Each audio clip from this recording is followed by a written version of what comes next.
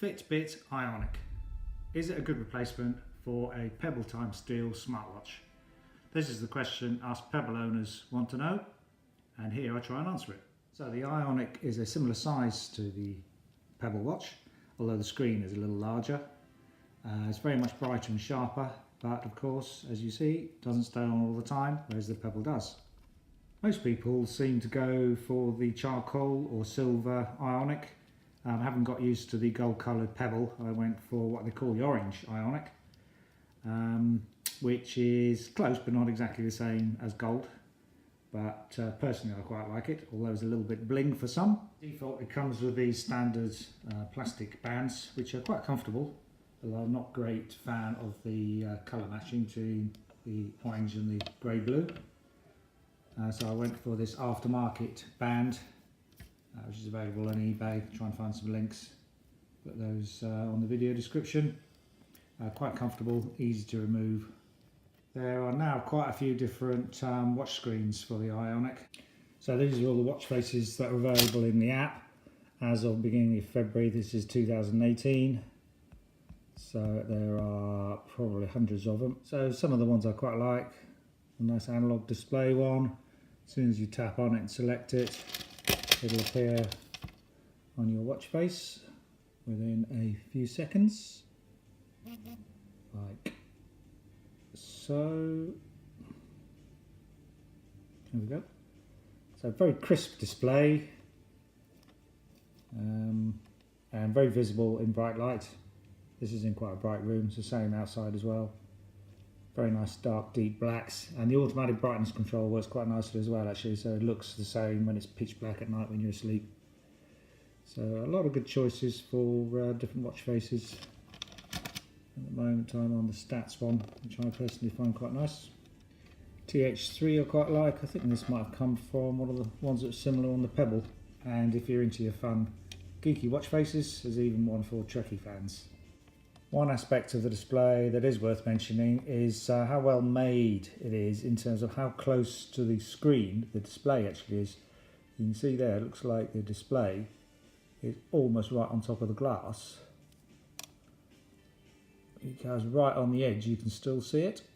Also the metal case, this is an aluminium orange or gold coloured case, is very flush with the glass. So running your finger over it is hardly any lip at all. Which is nice because it's not going to attract any dirt, and there's some sort of nanotechnology they use to make this case. You can see here it's got a plastic insulator between different parts of the case. The rest of it is all aluminium, and apparently this section is used for something like the GPS antenna. So a nice body and a nice display, and I think it's Gorilla Glass as well. When it does time out, a touch on the display brings it back. After a further timeout, you need to press a button or give it a hefty couple of stronger taps to wake it up. It would seem. While we're in the FitBit app, I'll just show you all the different apps that are available now. This is the complete list displaying all apps. So I won't go through all of them, but as you can see, there are now quite a lot of apps available, which was one of the weaknesses. But I think it's a sufficient number now. The critical ones for me are Hue Philips light bulb controls, and it has the quite nice link via the app switcher to IFTTT, which means any internet connected appliance such as a device plugged into your mains wiring can be controlled. Some nice ones for weather,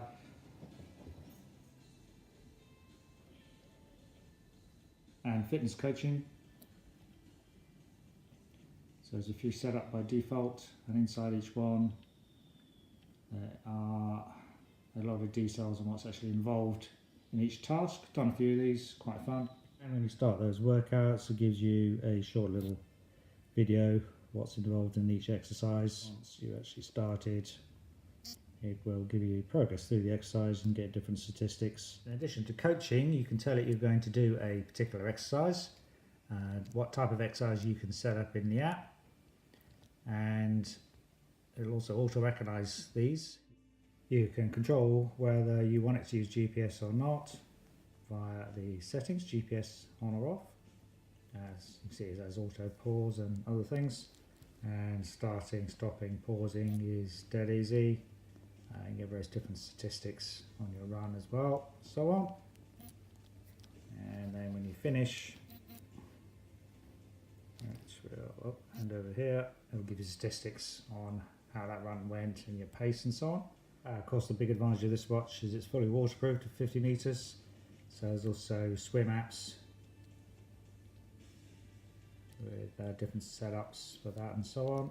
And while we're on screen next to it, app for breathing relaxation, the prerequisite amount of timers, count up and count down, timers for timing an egg or stopwatch and so on, and alarms for waking up in the morning. And another quick one, World Clock is quite useful, one of the apps on the App Store, times in different parts of the world, so on, and also there is even a calculator. This is the one with the biggest buttons possible that I've used. Basically you double take on some of these buttons to give the other functions. It is reasonably possible to use that successfully. Got a handy app for more detailed cardio measurements. Cardio Dog, this one's called. Lots of information. So far so good for the FitBit IONIC versus the Pebble. What other things do we expect from it? Of course, to see notification of phone calls or text messages or other notifications. And also, one thing I used a lot on my Pebble was getting it to control music. So here is the option for an incoming call, reject or accept. Then of course you speak on your phone. So notifications, you can see by swiping up from the bottom, a few missed calls. Any notification that you want to receive has to be set up on the iPhone app, or I suppose Android app. So inside the app, we have a section for notifications. These are the standard ones which are turned on. App notification basically covers everything else. So you have to have received a notification on your phone first, then it'll appear in this list. So basically anything that notifies your phone can be added to a notification that appears on the FitBit IONIC. Don't forget you have to set up in your phone first under settings and notifications down here. So for instance, WhatsApp has to be set up to actually show the notifications on your phone, and if you want to see previews, has to be set up to always show the preview as well, so you can actually read the message on your IONIC. It displays up to about 11 lines and generally works quite well. A few odd little glitches now and again on notifications and syncing.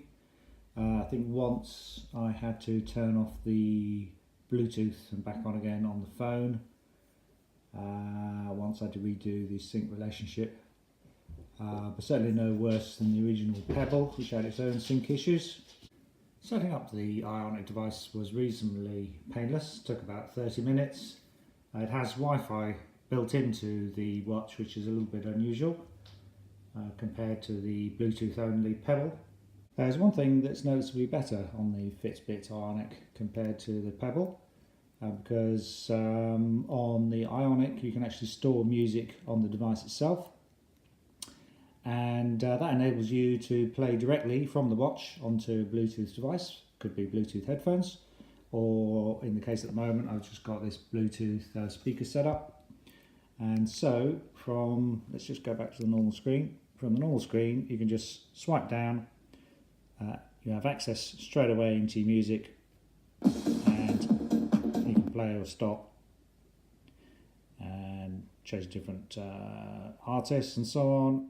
Go back, play.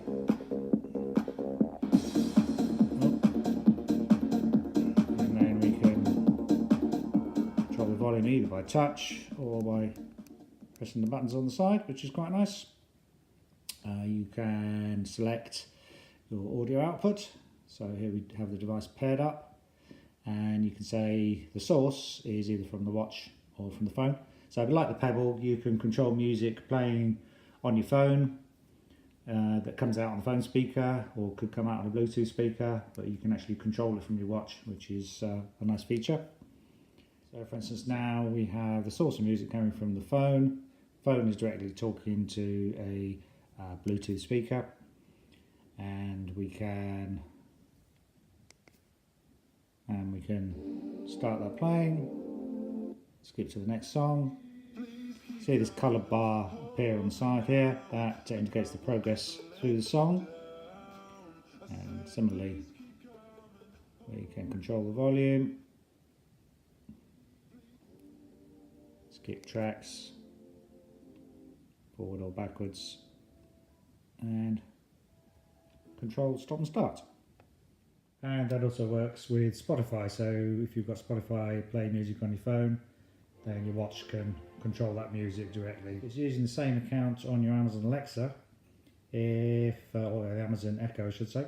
If your Amazon Echo is playing music using your Spotify account, then your phone automatically recognises that it's happening because it's using the same Spotify account. Then actually your watch can be used to control the music that's playing on the Amazon Echo, which is quite a nice feature, even though it's not going directly to the Echo. Which you can see here. See, this is the Spotify account playing no copyright music. It says it's playing on Jonathan's Echo. No, it's not going directly from the phone to the Amazon Echo because I can put it in airplane mode on the phone and the music still keeps playing.